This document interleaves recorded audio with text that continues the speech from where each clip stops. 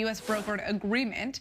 And this means that both nations will see the reopening of liaison offices in Tel Aviv and Rabat, direct flights, and economic and cultural cooperation. But not everybody is happy about this deal. As part of the announcement, Trump says that the U.S. will recognize Morocco's claim over the disputed Western Sahara region. That territory has long been the subject of a serious dispute between Morocco and the Algeria-backed Polisario Front, which has been trying to establish an independent state there.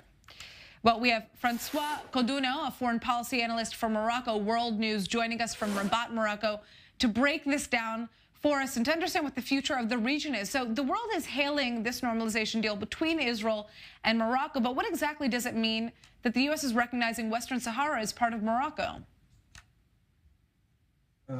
What it means is that basically it's what I called recently the end of dreams, because what has been happening is that Polisario, Algeria-backed Polisario for decades, has been calling for referendum for self-determination and independence.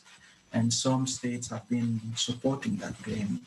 But in the past decade, what has been happening is that Morocco's proposal for autonomy has been gaining support from many, many countries, including France and the USA.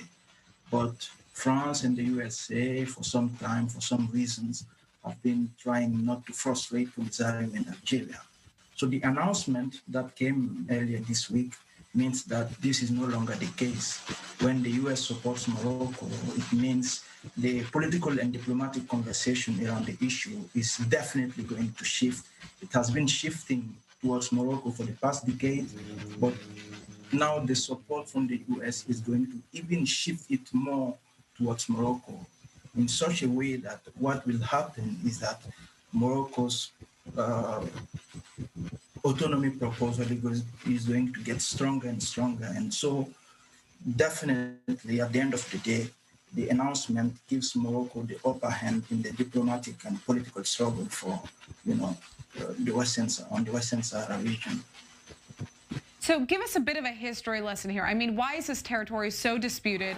And how will the region be impacted by the recognition of the Western Sahara as part of Morocco? Could you also speak up a little bit? It's a bit hard to hear you. The history of the region is a little bit more complicated than many people would assume, because when you read most analysts, there are some, talks about occupation, about colonization. This is miscontextualizing history. This is misleading claims on history. So what is happening historically is that it's what I call it's a clash of ideology and misleading history being told by many people. So historically, Morocco, the territory has always been Moroccan. Like serious historian will tell you this. But what happened is that when Morocco gained its independence in 1956, Morocco started a struggle for unification with Western Sahara, which was then occupied or colonized by Spain.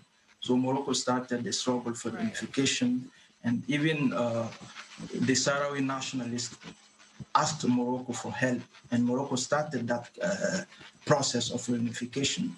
But then, because of some, geopolitical rivalry, some countries like Algeria started backing Polisario. So the conflict moved from, a reunification or decolonization struggle to become a geopolitical rivalry in the region. Well, it's certainly going to be very interesting to see how this plays out, how this U.S. recognition of this territory is going to affect the region down the line. Francois, we are moving on to the next story. It was a bit hard to hear you, but hopefully we'll have you back again.